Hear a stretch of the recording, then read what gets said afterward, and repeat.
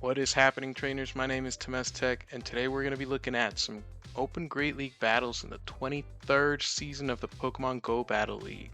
As some of you may know, this is my first video, so if you have any feedback, good or bad, feel free to leave it down in the comments below.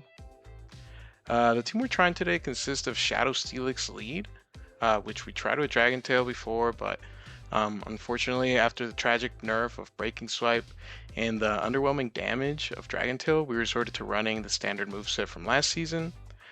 We also ran Corviknight's Safe Swap, which was recently buffed with its Calm Day move Air Cutter. We tried Double Legacy for a few games, but you'll see how bad that turned out for us. And finally, an Ancient Titan of the Go Battle League, Altaria. Its new Dragon Breath Energy Generation buff is pretty good. Sky Attack also got an energy buff, although it did get a damage debuff. Altaria also got a good coverage move with Flamethrower. So, those steel types aren't as damning as they used to be. But without any further to say, let's go ahead and get to these battles. Alright, so these are unedited battles from today. And let's go ahead and get into them. We'll see a little bit of the matchups that give us a lot of trouble. For example, Gastrodon. This is an ABB line, right? So even though we're getting responded with a super effective Incinerate from Typhlosion here, this ABB line does make it so that we have still a lot of play into that Gastrodon in the back, but surprisingly so. Apparently the lack of damage from Shadow Typhlosion means that we don't get farmed down by that last Incinerate there. My opponent must have messed up there, not throwing their second move. Corviknight comes back in. It is a little bit of a issue for us here, so we have to stay in, concede this farm down, kind of just keep that switch advantage, make sure we don't have that Steelix line into the Gastro. We'll come in with the Steelix here. Once again, we were running Dragon Tail for the first few games, so it was a little bit of an issue for us. Surprisingly, this Corviknight lets us get to the crunch, so we'll go ahead and throw that, get rid of it, try to watch for the swap there, not get sniped by a few Mudslaps. And now that we have Altaria on this Gastrodon, they're going to have a really, really bad time. Mudslap is double resisted. Water Pulse, which is the new move that Gastrodon runs, is also really, really resisted. So they have to resort by throwing a bunch of body slams here, which I'm sure doesn't feel very good. We do have the new 45-second switch timer, which is really interesting. As you can see here, we kind of predict the swap out there. That Corviknight was trying to put some damage into us with the Air Cutter, and we catch it on Steelix. So thankfully for us, we can kind of just shield this move, farm the Corv all the way down, and just Sky Attack the Gastrodon whenever it comes back in. So we take that win pretty easily, and we'll go ahead and head over to game 2 after this. Let's see here, game 2, starting up. Trainer Mooley. Terrible lead once again. Marowak lead is still just as famous as ever. Nothing crazy going on. They catch on Empoleon, and once again, this proves a little problematic with our funny moveset of Double Legacy Corviknight. We're kind of just trying to flex some money here, I guess, right? But surprisingly so, we do still force the Empoleon to either throw all their energy or get knocked out by the third Air Cutter here.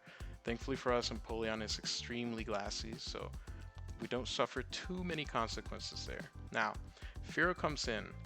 This is a troublesome Pokemon. Steelix is not necessarily a counter to it, since Drill Run is super effective, but the Thunderfangs put in a lot of work, and now that we have our Altaria into the K-Wack, we can kind of put in some work ourselves. At this point in the match, I'm kind of figuring out that Steelix might be my win con here. I do believe I have to shield this Altaria, but I don't. Oh, I do, I guess in the last millisecond. Yeah, I do remember that actually. That was, I didn't even realize I did shield that, but I needed to. Thankfully, the Fearow does have to throw energy here. And since it's so glassy, it's not a super big issue for us to take a Drill Run here. So we take it just for science, see how much it does. That is a ridiculous amount of damage. Steelix is quite the bulky Pokemon, so that is very respectable damage from Fearow. I'm interested in trying it next time. We're fighting Ariana Grande here apparently, but This is a weird matchup. Galvantula is such a strange Pokemon to see right now, especially with Volt Switch. I know Volt Switch did get that buff, but I believe Fury Cutter might still just be a little more flexible just because Volt Switch is a 4-turn move, which is very, very clunky and difficult to use. They are throwing move after move after move here. I did realize today a lot of people were core broken by Shadow Steelix. They do manage to put in a lot of work there. I want to swap out and I want to save this energy on my Steelix because I kind of figured something would come in that could tank it pretty easily. Unfortunately, that something is a Stunfisk. So they have a pretty decent matchup here. They don't have to swap out, especially with our moveset, which is absolutely walled. They definitely don't know that, but at this point I was just trying to buff my my stand attacks, try to get them to do a little more damage. It looks like they're doing about 2 damage. If I could get them to 3, that would be a little better, but it doesn't seem like something that we're going to be very lucky with. And they have a Whimsicott in the back with the new buff Charm. Very, very problematic for us here, but surprisingly, for some strange reason, this trainer lets go of a Sky Attack. And I believe that just wins us the game straight up. We swap into our Steelix, get both shields with Psychic Fangs. Again, super, super strange. They swap in their Ufisk, and at this point I realize I don't need to shield my Altaria with this Ufisk, right? I have to farm up to back. I still survive this move, surprisingly so. And if I get the back-to-back here, it doesn't matter. We can just throw our energy onto the Whimsicott, and we win that game. Alright, next game against Baena. Problematic lead here with the Dene, just because we don't have an answer to it in the back. So obviously when they swap out, we need some sort of advantage against this Dewgong. Make sure we can guarantee that switch advantage, right? And this is really good to bait out because our Altaria won't see it, but after we catch that drill run, unfortunately that trainer is just gonna tap out of there. Going against the next opponent, Empoleon is so bad for our team, so seeing it in the lead is really, really nice for us. I do shield the first Hydro because I'm afraid of getting sniped by a Mud Slapper or something like that. That would do a lot of damage. But after this, we can catch the Hydro Cannon on Altaria, keep our Steelix around without having to go down 2 shields, and kind of try and bait something out here.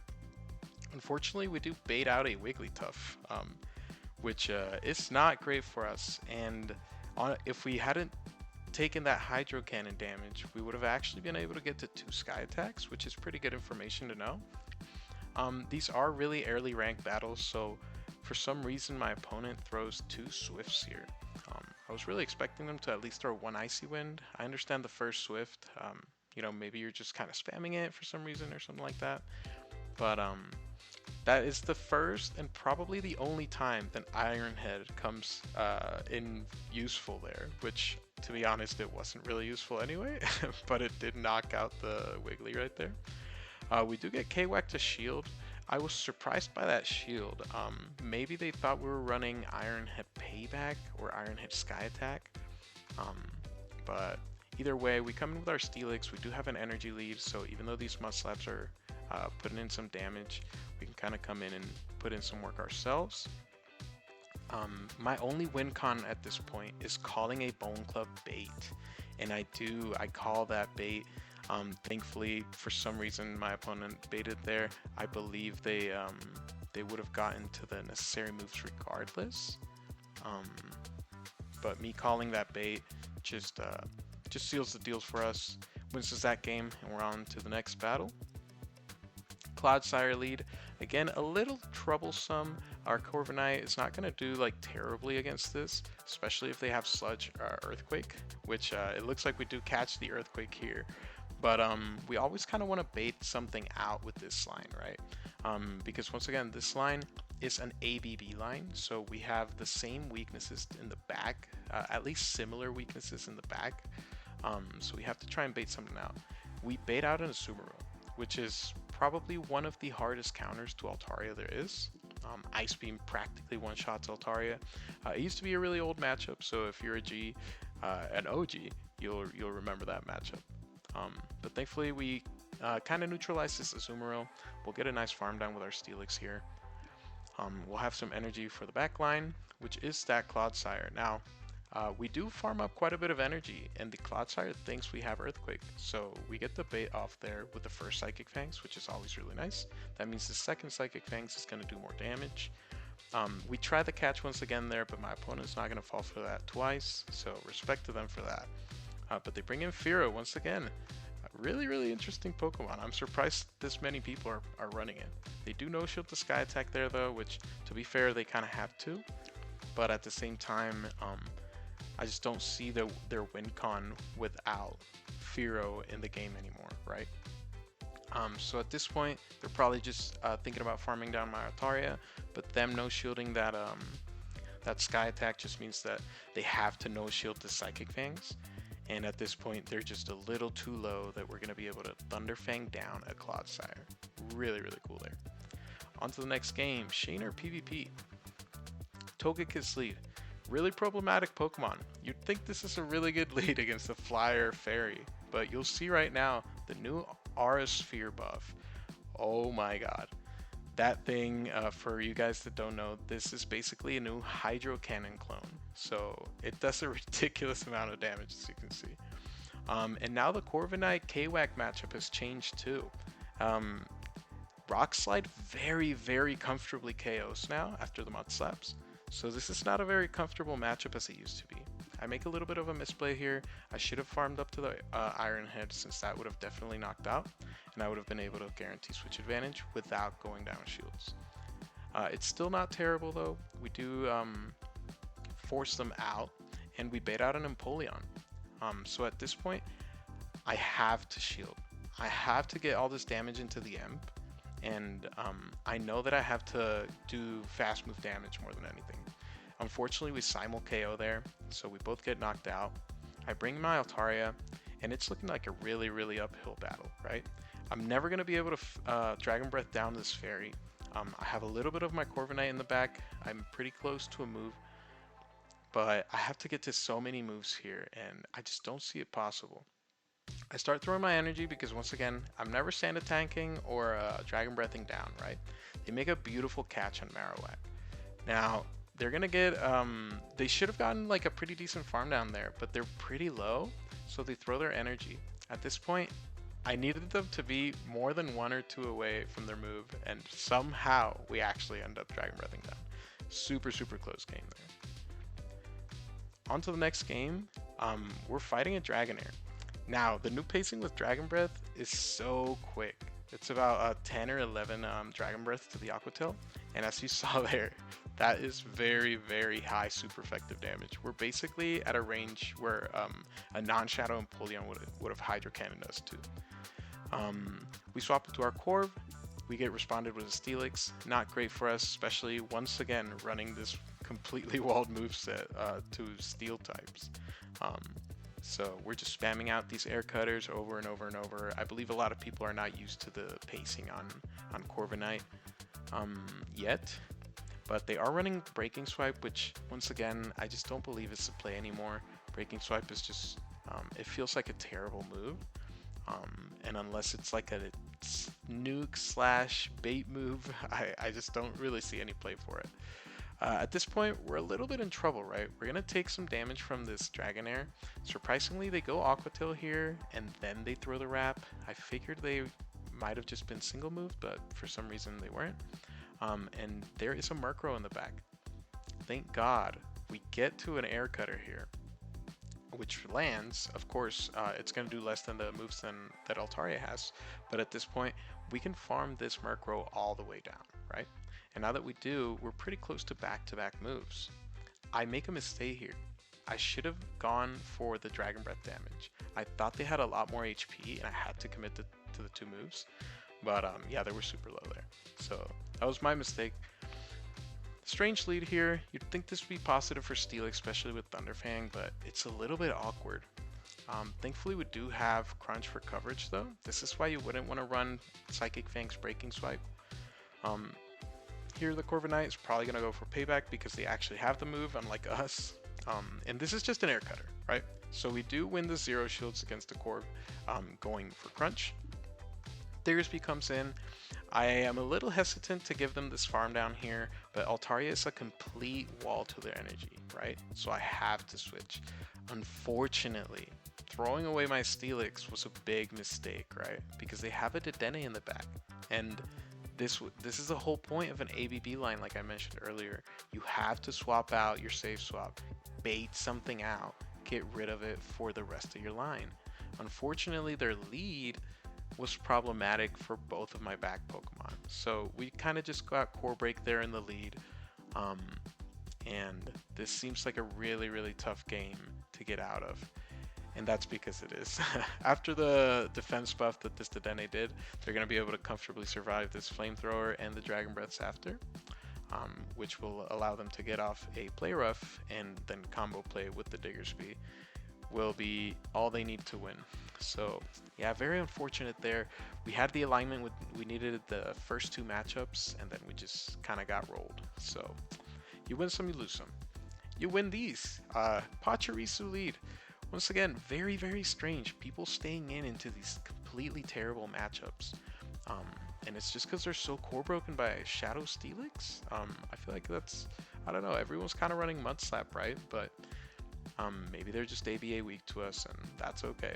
Pachirisu did get a buff this season. It got Hyper Fang as its coverage move. It used to be purely mono electric before. So that's pretty exciting. Unfortunately, we couldn't really get to see much in this match because it's just stuck against the ground type, right? Ground Steel for that matter. But now we have a little bit of an energy lead with our Steelix. They bring in a Dragonite, and at this point I'm thinking like, what the hell is going on? What is this guy running? That they bring in Dragonite, they stay in with Pachirisu. It's double flyer backline. So I don't know. I feel personally like you kind of swap in Charizard, right? You swap in your hard counter. If you have superpower on Dragonite, you kind of play the long game, save shields, try to take down shields, and then maybe Dragonite can one-shot that Steelix at the end. But nonetheless, we do take that game. Really funny team there, though. Amazing lead for us here. A little bit scared, right? We're scared of that Flamethrower still from Altaria because it's going to do a decent amount of damage. But surprisingly so, a lot of people weren't running Flamethrower yet. Maybe they didn't know about the move change, or they just didn't deem it very worthy. But I believe, I mean, it's almost necessary for coverage, right? We get answered by the K-Wack safe swap. As crazy as that sounds. And we shield the first Rock Slide, right? Just to guarantee that we get that switch advantage that we need against that Altaria. We have the payback now. Now we switched over the moves. Thankfully, we bait out an Empoleon. This thing would be so problematic for my Altaria to take down, especially up shields. I mean, it's pretty much impossible, right? Here we test how much damage a Hydro would do. We do get the full farm down, so our opponent quits the match, and our Altaria in the back, I believe, could have taken over that other one, so we would have been fine regardless. Okay, Golisopod lead. Weird lead, you know. This is Shadow Claw, so they are doing more damage with their fast move, but it's a little bit awkward for me because Sand Attack is resisted, right? Thankfully, they swap into Talon, and somehow they don't get an Incinerate Sneak, so I'm able to align this onto my Altaria without a huge energy disadvantage. They bait the Flame Charge first, which is so weird to me, but they get it off, so respect for that. I throw right before their next move just to guarantee that I'll get a shield, because I want to keep alignment, right? So I'm going to shield a second time. I want to make sure I have the most advantage possible for the backline. We have Flamethrower for this Empoleon. They do shield, surprisingly so. Now, unfortunately, I can't get to a Psychic Fangs here to debuff them a little bit. I probably should have stayed in with Altaria, but here we are. Now we have the Corviknight. Thankfully, we do have payback now, so we're going to be able to knock out this Empoleon right away, and we'll see what we can deal with in the back line. That is the Golisopod. They catched on the Talonflame. They catch our Air Cutter, which is so tragic.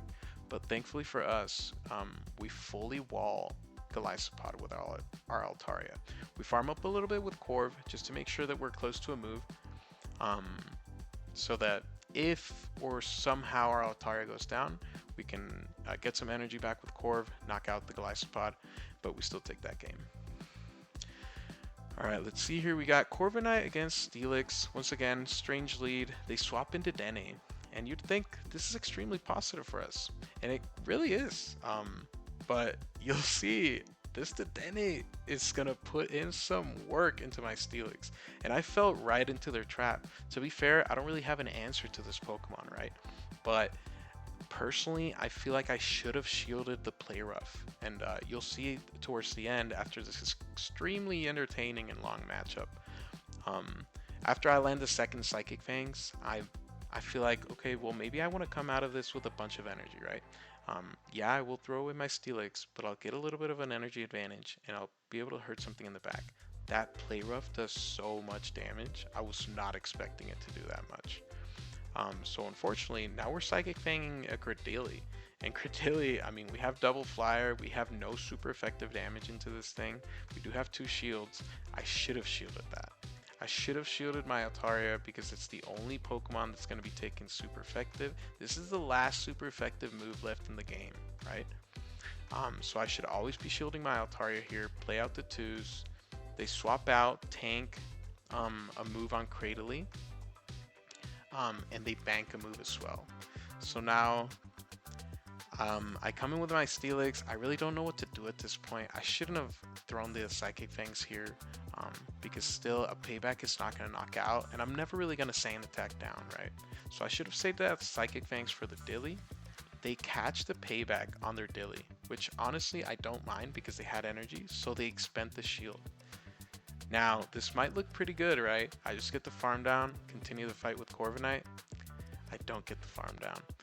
Not very likely that the Rock Tomb debuff had anything to do there, but if I could have swapped out a little bit earlier, I would have caught the Rock Tomb there and probably win the game just because of the energy and the HP lead we had. But unfortunately, at this point, we're a little too close to payback range.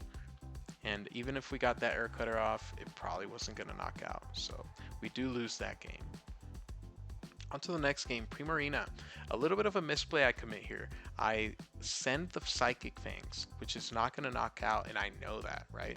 So at this point, this Primarina tanks the Psychic Fangs, gets a guaranteed shield with their Hydro Cannon, and I minimize my farm. Thankfully for me, they swap out, and they swap into an Altaria, which is super strange. This is not a counter at all. And I'm thinking, well, they definitely have Flamethrower, right? And I don't know if I'm going to be able to tank that, but I do, and it's Moonblast. Thankfully for them, they still get the debuff, so it's a little bit of an advantage. But after I debuff them twice, I swap into my Altaria thinking, well, now this farm down is going to be a lot easier, right? Because they're double debuffed. Nope, not even close. For some strange reason, we did the exact same amount of damage. Thankfully, they bring in Primarina to get some pathetic charm damage into us, which is not enough. And now we have double Flamethrower for Jirachi. I'm pretty convinced this trainer just didn't know that Flamethrower is a coverage move for Altaria now. So they didn't shield the Flamethrower, and that kind of seals the deal. I believe we still would have won. We definitely get to 2 paybacks on Corviknight before they get to, I don't know, 78 Doom Desires. But yeah, we do take that game. And you'll see, we get to rank 7 there. This is the end of the battles, and we got a 26 win streak. So really, really amazing stuff there. If you guys did enjoy the video, feel free to leave a like. I would really, really appreciate that. And I do have for you guys, the question of the day is, what Pokemon are you most hopeful for in this meta? There was a lot of Pokemon that I was really excited about, but after the update went through, it really wasn't what I was expecting. For example, Tyrantrum, I was super excited for that Pokemon, but not only is it extremely glassy, Dragontail wasn't what I was hoping it would be. So there's not a lot of play for those. But feel free to leave them up down below. Leave me all your feedback. If you want to catch any of my streams, I do Twitch, so I'll leave the link for that down below. And I'll see you guys in the next one. Peace.